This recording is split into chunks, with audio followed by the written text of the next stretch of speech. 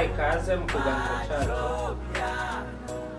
Umunsi mwiza twatembereye abasore bacu hano, bafise umusore mwaha, bafise n'ubundi umusore hano,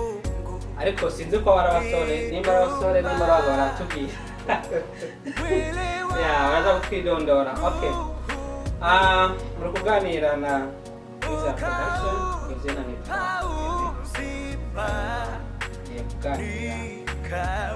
twateguye kuno munsi.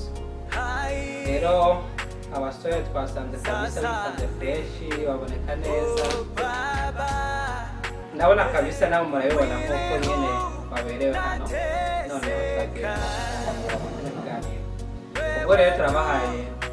kaze mu kiganiro bise ati tube turateranye, hanyuma mubandanye kudukurikira, ariko tutarabandanya reka tubanze tubasabe twidondore n'amazina yabo. Murakoze cyane rwose. Ate tunakwakira ahubwo. So mu mazina yanjye nitwa Maisha Nicholas. So ndibaza umwabya w'amakuru y'icyo ndashobora kuvuga. So natwe twishimiye ko nawe waje kudutega.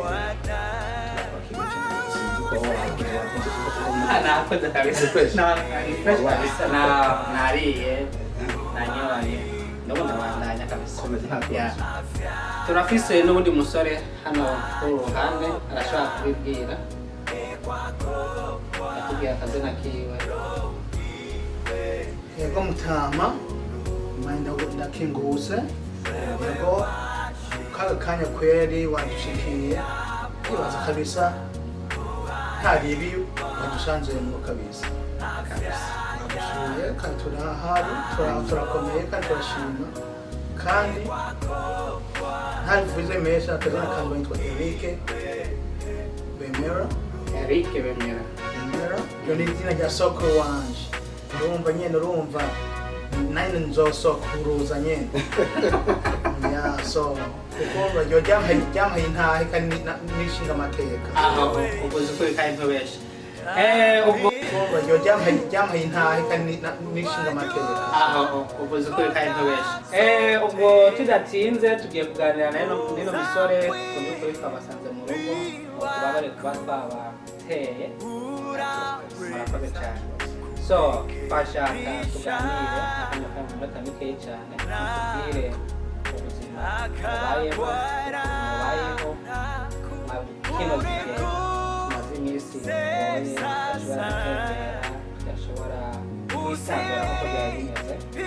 Usanga umuntu yuganiwe mu nzu, ntacakora, ntacakazi, ariko ndibaza biryohera. None se mu buzima mwabatiye gute, mubayeho gute, byifashe gute? Bivuze ko hari wanjye ko nashaka kwishira muri ibi bintu turimo. Ukuntu umuntu yavyakira, kuko imaze kuba muri Yesu bakwiye kuba ubwenge n'imyumvire. So kumwa kugiye ubwenge n'imyumvire. So bino kwa byarabaye kingorane gutera uciza kubiye kuko byamaze kuba. Ntabwo nshobora guhinda. So no kuguma mu rugo abantu babishobora nabo barabikora, ariko ndibaza ntabwo ushobora gufungura umuntu bishoboka. So turasohoka sometimes turasohoka batanakora turacagira ko ariko kose, ariko ndibaza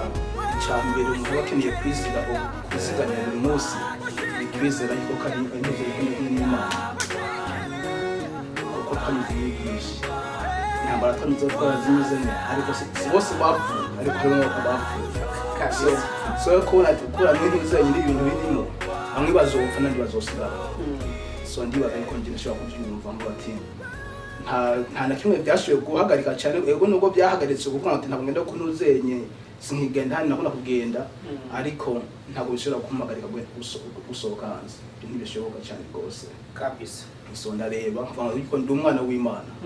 nimba umunsi wanjye uzoza, nimba kino gihe ari cyo kizantwara, nuko nyine nshobora kubihagarika. So ndibaza amagambo n'icyo kintu nashobora kuvuga. Murakoze cyane kabisa, ni ibintu bigoye cyane kukaranira umuntu mu nzu, kuko ntabyumva kamera turabana. Igitungo ushobora kucuganira mu nzu ukacusanga kiguma mu nzu. basa wakiziritse umuntu usaba umuzirike ukeneye kurya ukeneye gukora ukeneye kugira ane so ibyo ntibibaho nawe muva hiki mutama ndakengurutse kandi kuma icyo kibazo ntaje biranyobera mugabo ubiravye ukaraba uko bintu uko bimeze mbe ugume mu nzu ubeho gute ufite family yo gufiringa icambe mwiyumvira family yawe ego ni kwikingira naho nyene none wo kwikinga kuba mu nzu wirokinginza kandi ugifite amaguru ugifite amaboko ntugwaye ntumugaye urasohoka ukaraba kuko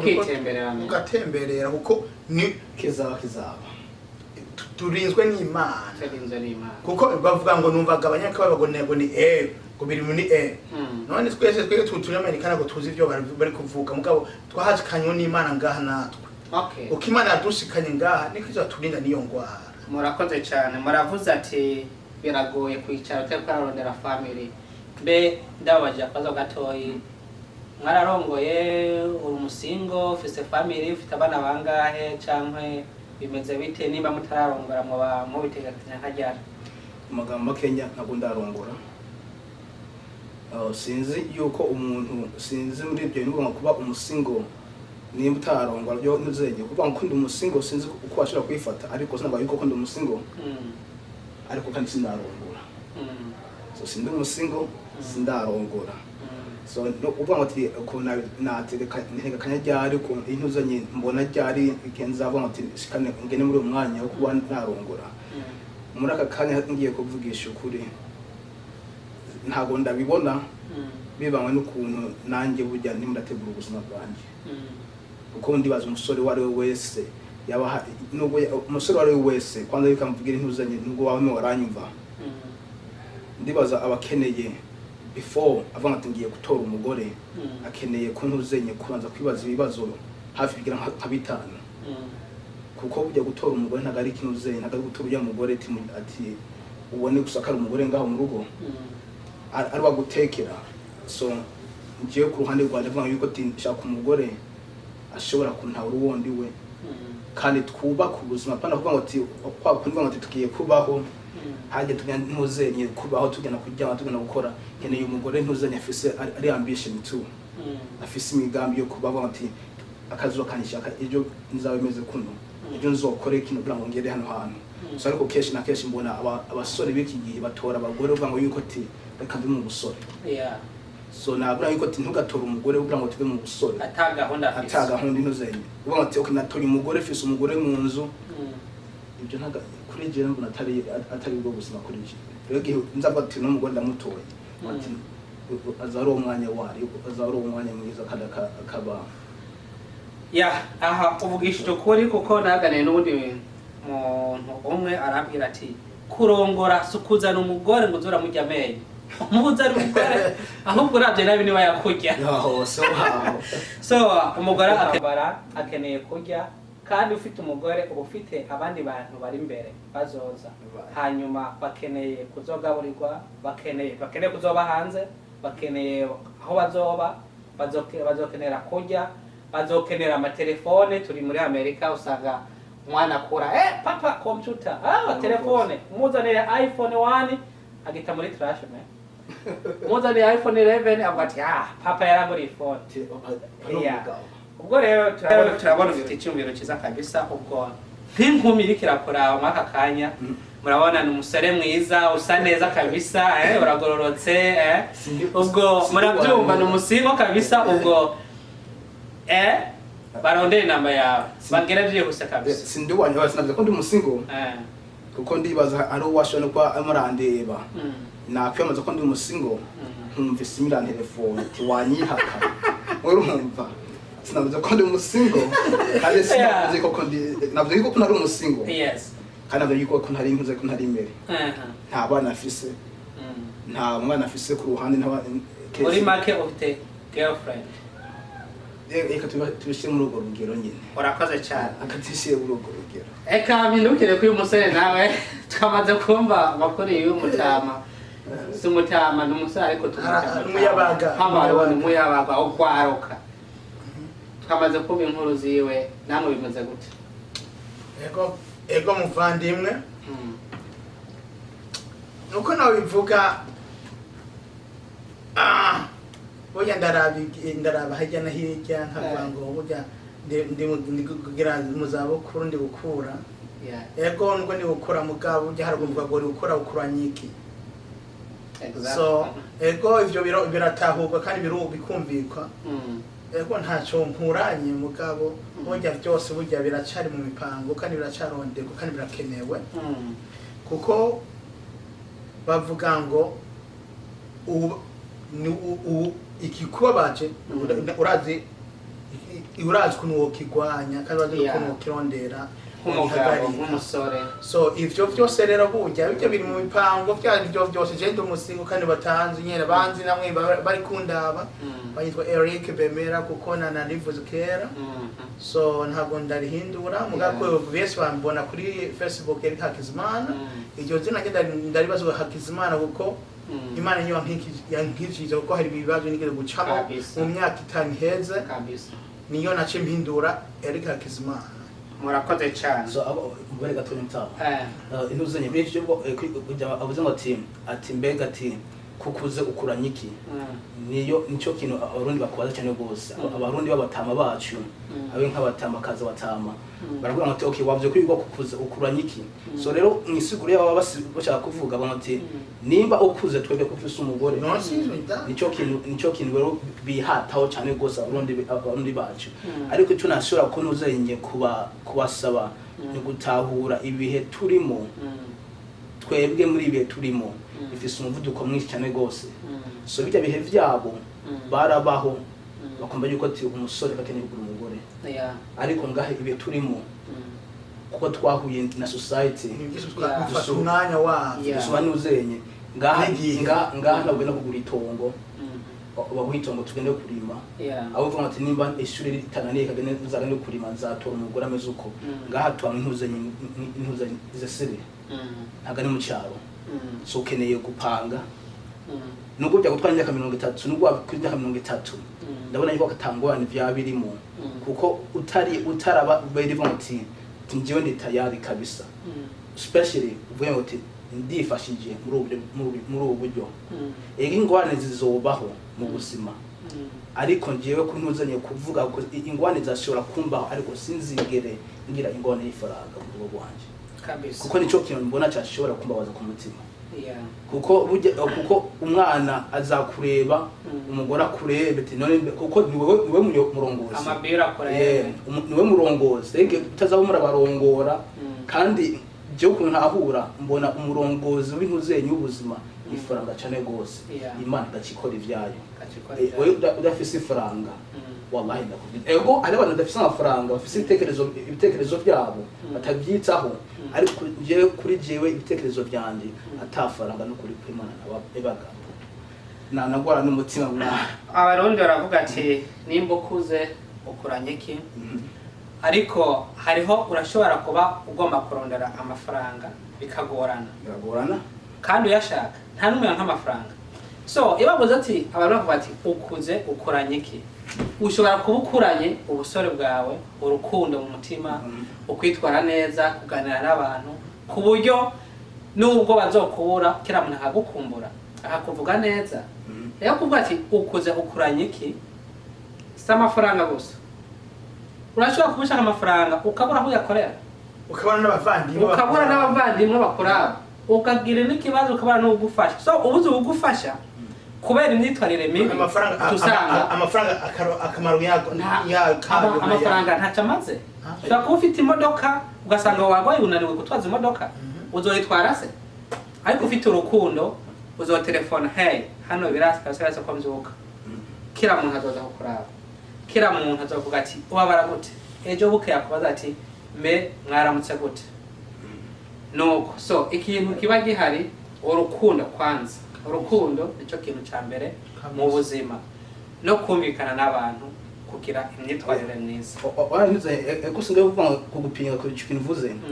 ego kugira urukundo ni sawa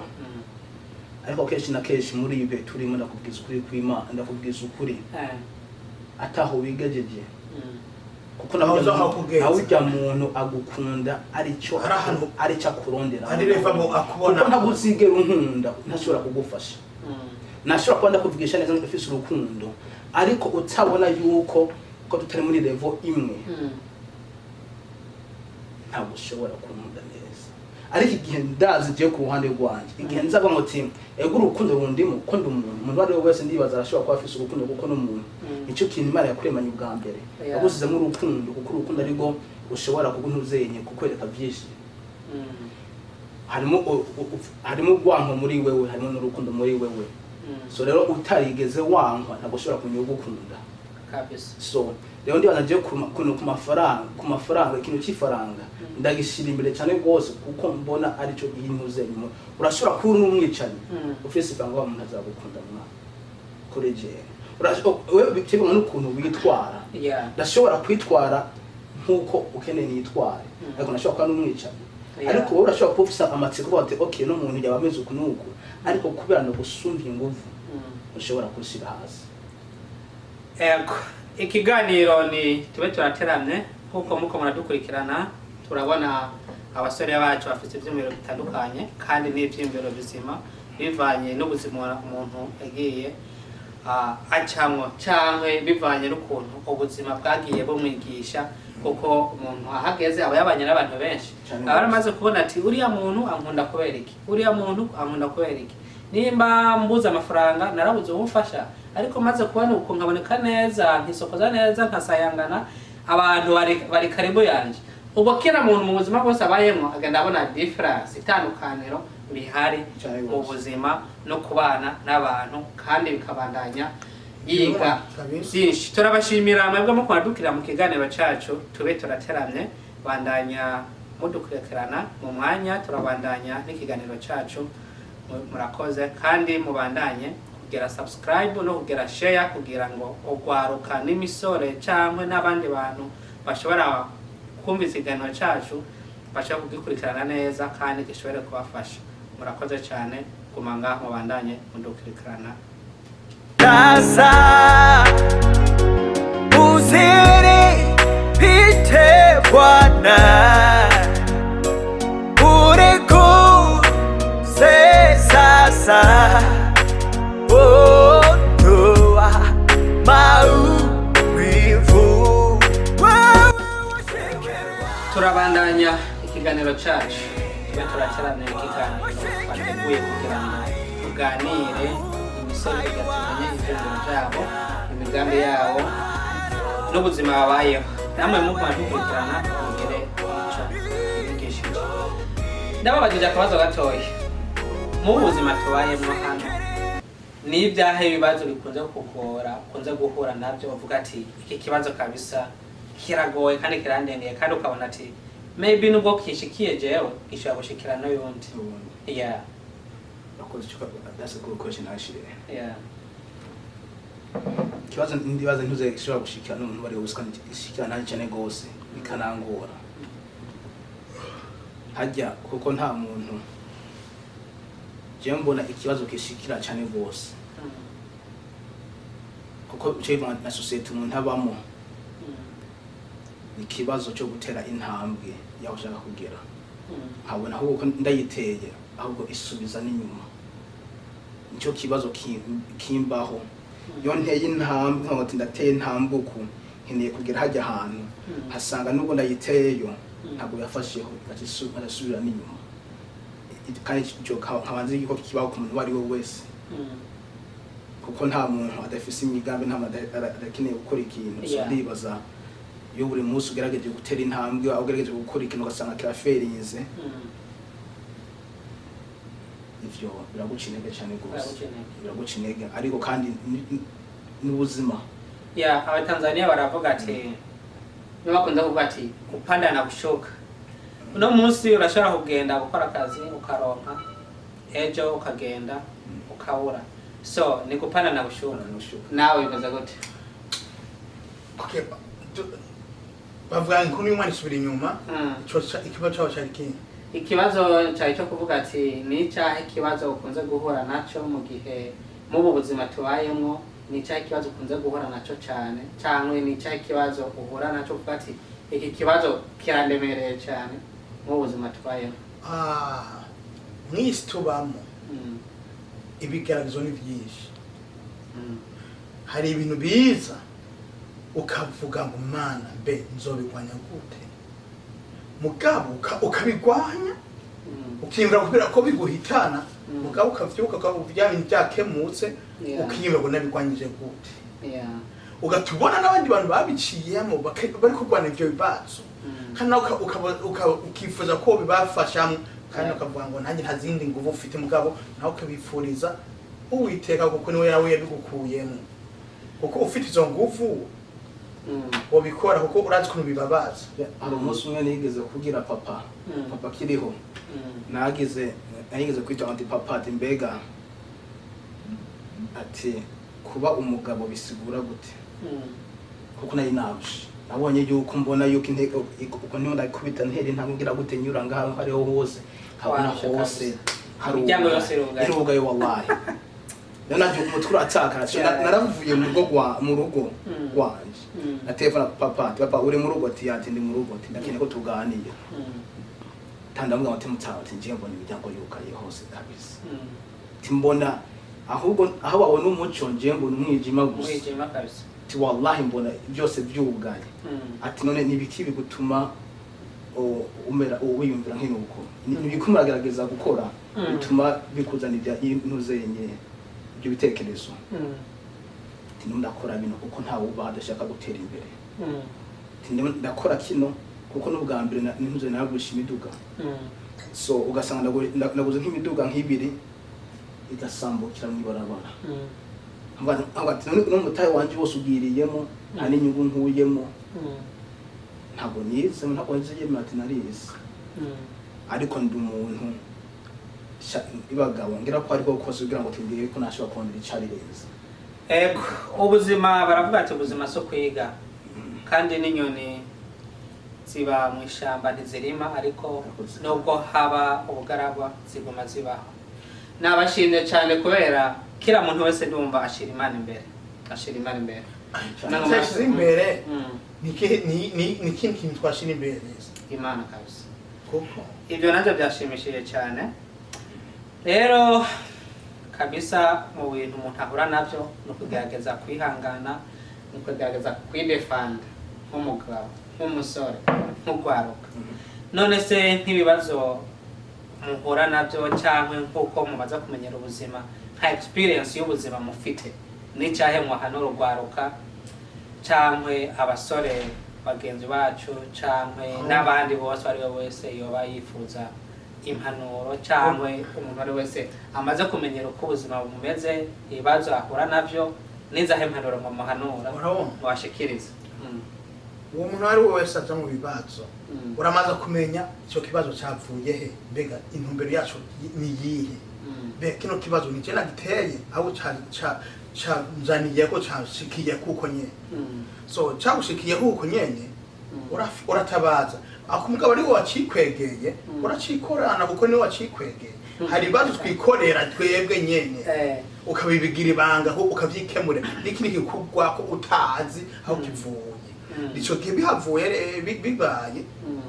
uratabaza. Rero nabajya abantu n'abandi n'abagenzi bari ngaho n'abandi urwaruka ngo turimwo, ntukabone iyo ubuzima bukugoye wihebe, kuko wihevye utabukugora n'ubundi bandanya ubandanyiriza aho kwiheba wihiteka kandi uhine nguvu, kuko uracahema ugihema urafite intumbero yo kugira cyakibazo cyo kigwanya, none cyo kigwanya utagihema utagifite agatege. Cyo ni kibazo usanga kigoye kandi bisaba kuraba icyo tazananye ati ndacigwaje gute, ndagikemure gute, namwe byifata bagute cyangwa uruhande rwanjye no kuyabivuze impanuro naha aba urwaruka bwose burya ni kumaza kugira ngo burya hari ibigushikira ariho nabite nko yabivuze, so umaze kumenya umaze kwitahura uriwe before uvuga ati nkeneye kuba uno muntu manze checking double check niko nyemereka ngo double check before ntuzanye taking indi ntambwe so iyo umaze gukora ico kintu ucusanga ibintu byawe byose ego bimwe bizakugora nibyo utazaba uzi rero ariko iyo umaze kumenya ko ari ingorane ngiye iyo umaze ngo tekinoke ni ingorane then I don't see that is a problem anymore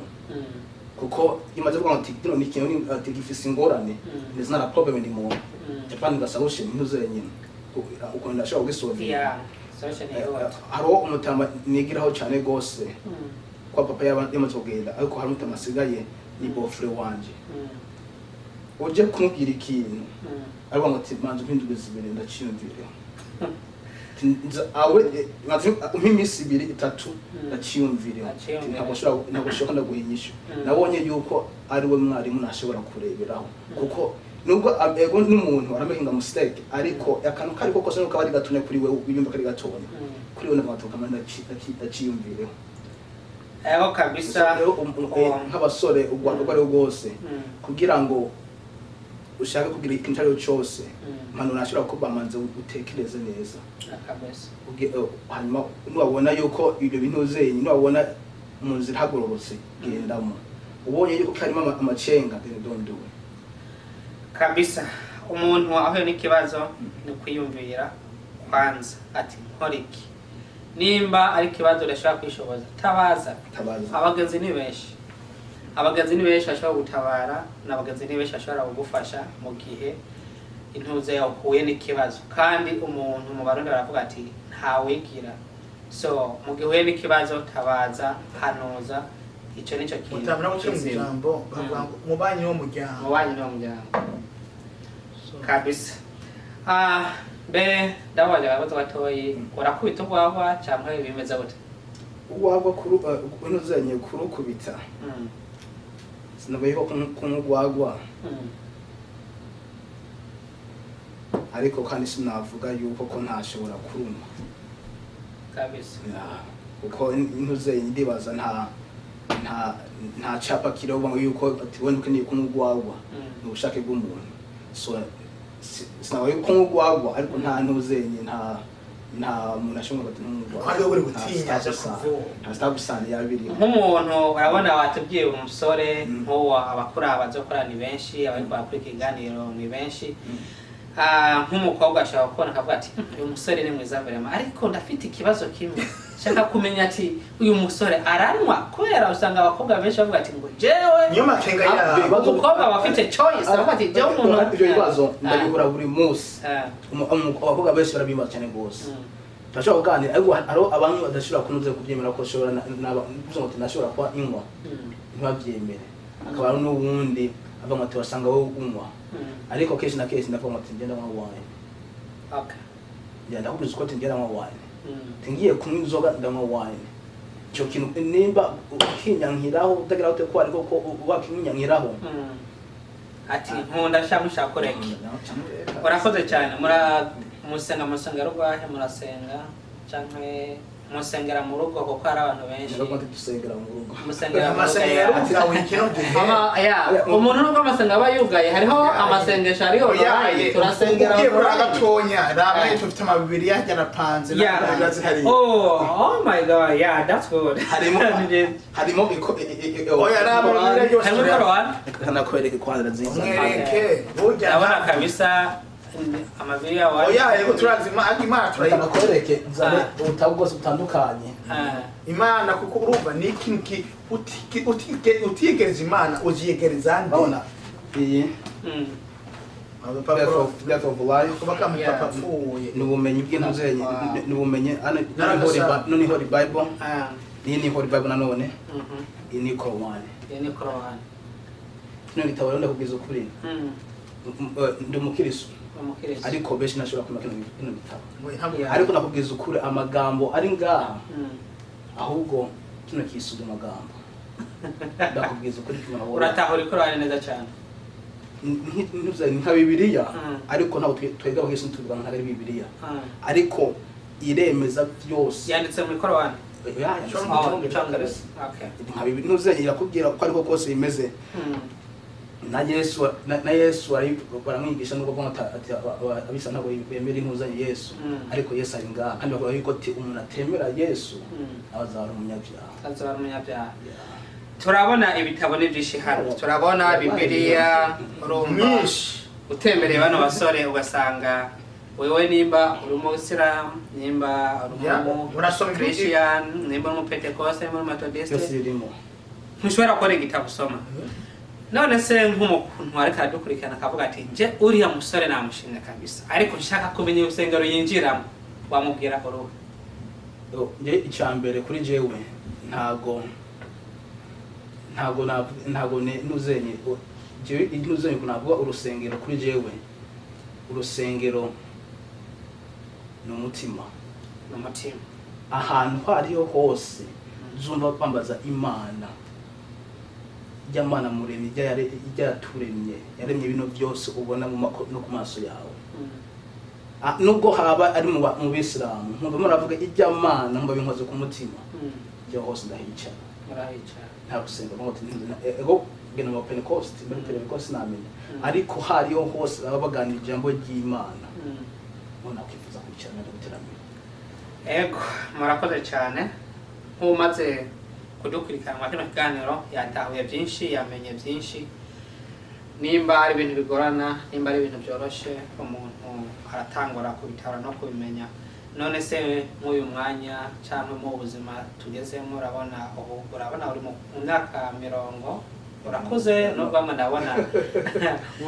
buriho kabisa. None mu buzima ikintu kikunezera ni giki? Kikunezera cyane? Ikintu kinezera ni giki mu buzima? Ni kuzana abantu.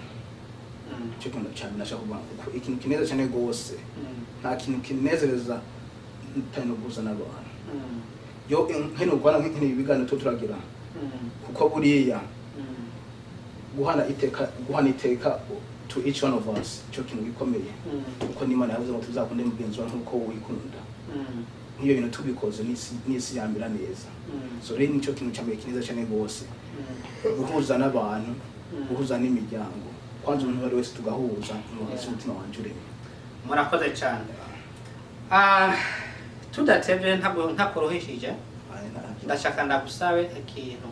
Niyahe impanuro kabisa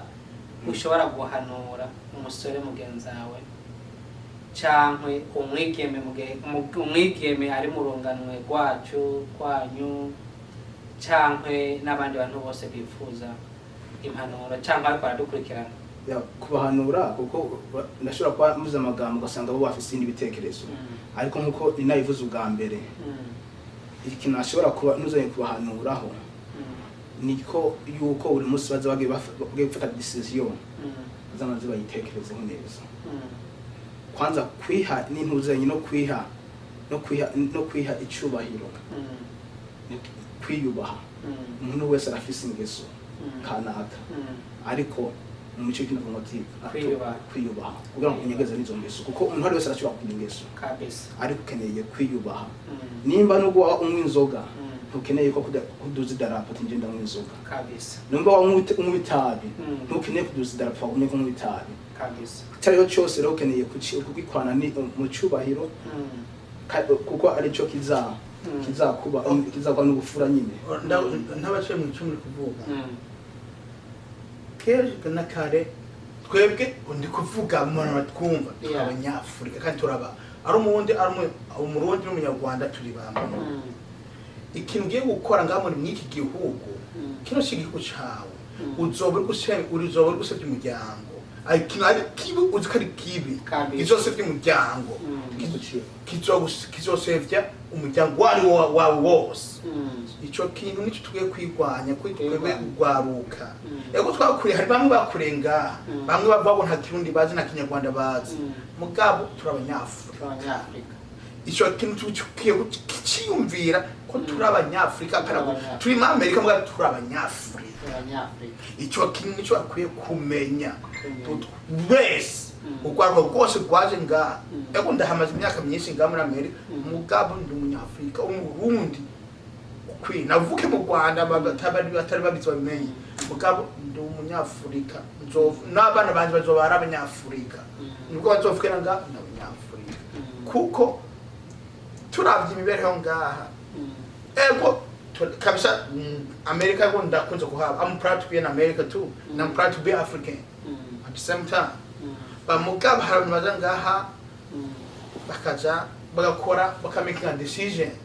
batamaze kwitekerezaho umino decision mbega izomisimisha abavyeyi izosimisha abantu mugabo okay they making imishimisha you wrong you making a wrong decision da bahuva urabe kocha yaho tuva urabe ukuntu n'abavyeyi ba ukuntu babaye kora decision izogushimisha izobasimisha uzobaho ubuzima. Murakoze cyane murazi twese turagwaruka twese twavuye ku bavyeyi kandi nimba zarashitse ingorane zikosanga amakanya nta bavyeyi dufite ariko twavuye ku bavyeyi ariko baravuga ati mubanye niyo muryango turafise abavyeyi batuzengurutse turafise abavyeyi dushobora kugenda babona uzimiye bakakuzimurura babona ukoze agakosa bakaguhanura bakakubwira ati mbe musore wanje ko wabuze se akubwiye ati musore wanje kuko arazi yuko atore yakuvyaye ariko agufata nk'umwana araguhanura akumva ku mutima yuko ari umwana wawe kandi baravuga ati no mu Barundi wubahe ogukuriye nk'umuvyeyi wawe. None se nakahe kajambo woshobora guhanura canke gushikiriza abavyeyi nk'icipfuzo woshobora gushikiriza abavyeyi ati abavyeyi dufashe iki canke korora hanga ufise ibibazo birashye murakoze cyane abavyeyi b'iki gihe nubwo babona ati abana nabo barahindutse nabo barahindutse kabisa barahindutse cyane gose especially right no mu miryango usanga barahindutse ubu yasukari twari dufise wa munyu yasukari twari dufise mu mitima yacu tukiri muri Afrika wagira ngo nta n'isukari kirimo umuntu ashobora kugira ngo ahage byonyine gusa ariko mvara kabisa nta sukari irimo. Abavyeyi umuvyeyi wa kera ubwa mbere nubwo utawa uri umwana wiwe nubwo waburi kirara akubonyera gucira umugani ariko ntiyagusuzugura hari ugucira umugani agusuzugura akugaya yaragufata nk'umwana we akaguhanura umwana wanje tibwira ko ni ugutisiragoye ariko abavyeyi b'iki gihe barakureba bati cyakirara so rero ico kintu no mu muryango birimo barakureba bakaca banigira nko batujya nta garubu wacu urabona rero cyangwa se umwijambo biva ku cyakiri twavuze ataho wigejeje bakubona ko umushenje rero ufite hano wigejeje ntago bakuvuga iryo jambo nubwo aba urikirara ufite hano wigejeje n'ikintu ukora kizwi kandi babona ko ufite ifaranga ku mufuko iryo jambo ntibivuga kuko bashobora kurwanya ubukene mugabo ukabukuna ubwoke ntabwo ufise ntawe ushobora gukwanga udafise ubukene. Hari abavyeyi benshi usanga bavuga ati umwana wabo nurya afise itunga umwana wabo nurya yemera byose ariko hari ikintu nkunze kwiyumvira nkavuga ati none se abavyeyi nimba umwana ari ukigaba ukaca umwita ati wakirarawe cyangwa ukamwita ati raba ubwo rushatsi rwa rumeze uko nkuko kwigombeye umuvunye umutima kubera uba uriko uramutuka ahubwo uramwengenga mutama musore wanje araba n'umushatsi raba naka mu mvugo neza wicishe bugufi umwana akabyakira neza utamututse ariko mubwiye ati ayandi majambo kamubwira ayandi mazina ucu usanga bimubabaje umutima kabisanga uramuhinduye usanga yona bikoze atona bikoze yishizemo nabi bivanye n'ijambo ryambere ryonyene wamubwiye kuko acakora bya bindi wamwankiye so rero intuza je ku ruhande mvugamo intuza society navuyemo nubwo bavuga ngo tubashara cyari muri intuza muri uyu mugwi ariko jewe na make my way through kabisa ariko ubu nubwo ngira ngo timasha amezuku ariko ari umuntu areba neza ngo timasha ntakari kuri wa wundi nanje kazi ntabwo ndi kuri wa wundi ntabwo ndahagera ushaka kugira ko ntabwo ndi wa wundi waruze jo wundi so rero abavyeyi b'iki gihe barashobora mu bihe twari tubamo ariko nashobora kunuza twambara amapana tukashira hasi twagira twariho kose ariko se twebwe ni kubera ko twakanuze bikarapi ni moment imico y'ikinyamerika kwariho kose so mbare gatonya rero abana rero iyo tumaze gukura tangura kubona yuko ati bino bintu dukwana ngo tubikunda so rero babavyeyi yo kuduhanura ahubwo kuduhanura baravuga ariko bakabivugana mu cyubahiro gike ntabwo biyegereza nk'umwana ntabwo bakwiyegereza guhanure nk'umwana ahubwo baguhanura bagutuka banakugaya kuko iyo ungaye jewe nyeze kungaya n'ubwo wambara kunanashobora ariko ucishije bugufi turaganira. Ikiganiro nitube turateramye turamaze kumva byinshi turigeze ku mpera y'ikiganiro cyacu.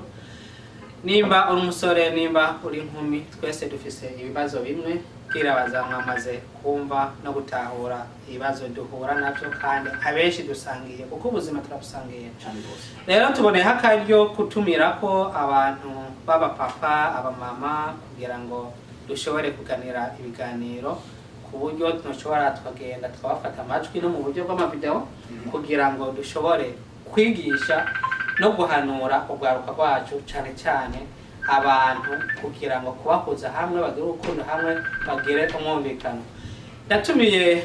umuntu wari we wese yiyumvira yuko twashobora kugirana ikiganiro ko yashobora kumpamagara kuri 543559587 kugira ngo dupange gahunda yo kugiranira ikiganiro. Turashimira cyane Eric, turashimira cyane Maishara ku kiganiro tugiranye ciza. Murakoze cyane mwatwakiriye neza. Turashimira na Jire ari ku buhinga bw'amavideo yadufashije cyane niwe twafataniye urugendo. Uyu umukameraman mwiza vraiment aragamburuka ndamubwiye ati ebana tugende gusura kanaka avuga ati tugende me acha kagenda. Ndamwifurije kabisa gutera imbere mu buryo bwiwe bwo gukamera no gufotora amafoto asanzwe. Ariko ntatevye nko mu munota umwe mugira akajambo kanyuma mushikirije abariko baradukurikirana kugira twugare ikiganiro cyacu. Wewe muri make bavandimwe bantu bacu umuvandimwe yadutembereye kandi yego bishusha nk'uwadutunguye mugabo yego yadushikiyeho mugabo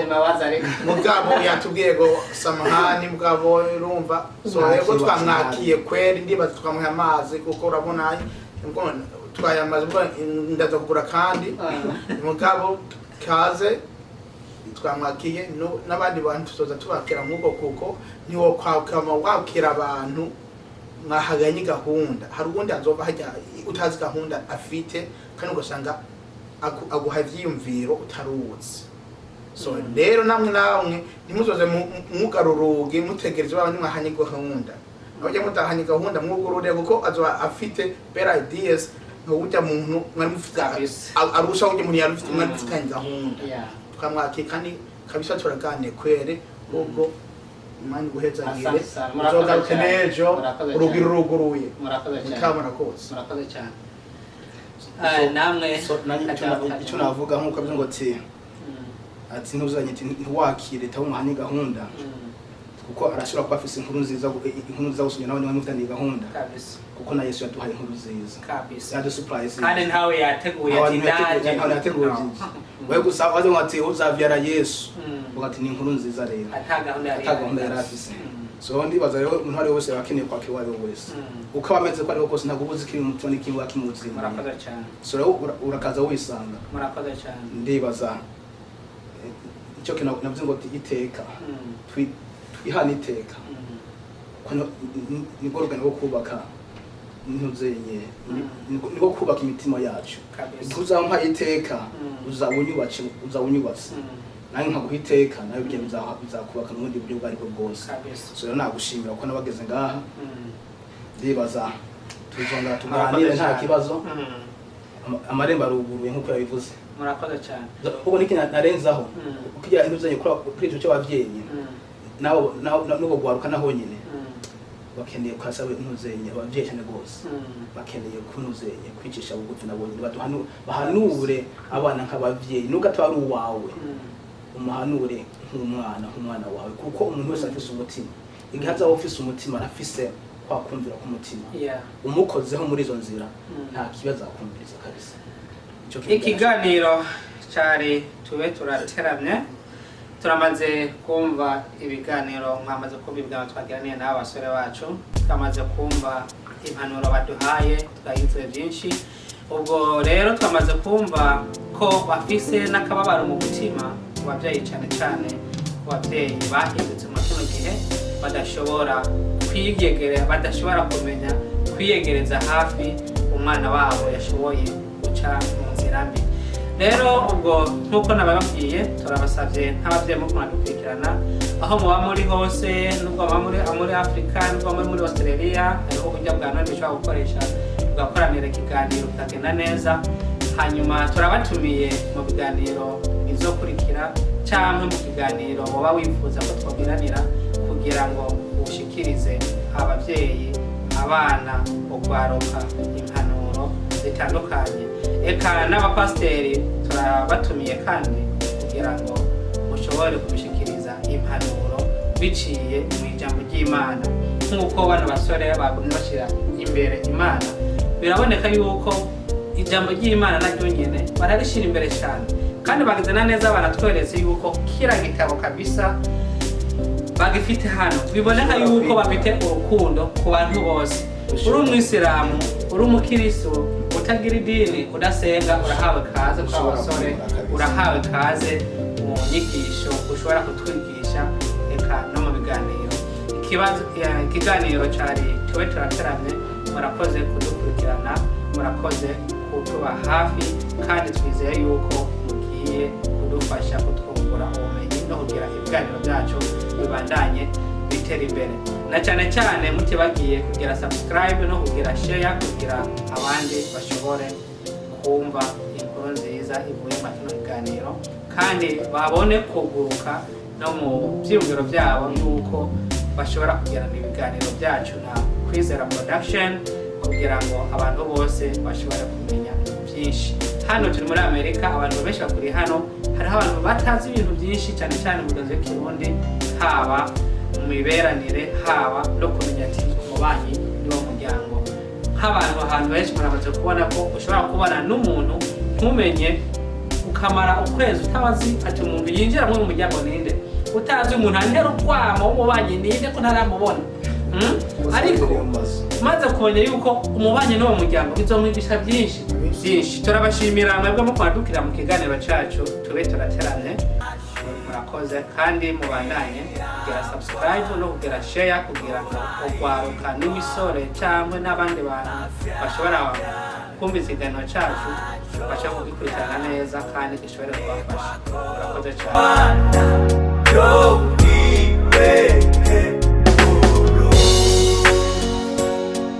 Mungu uliumba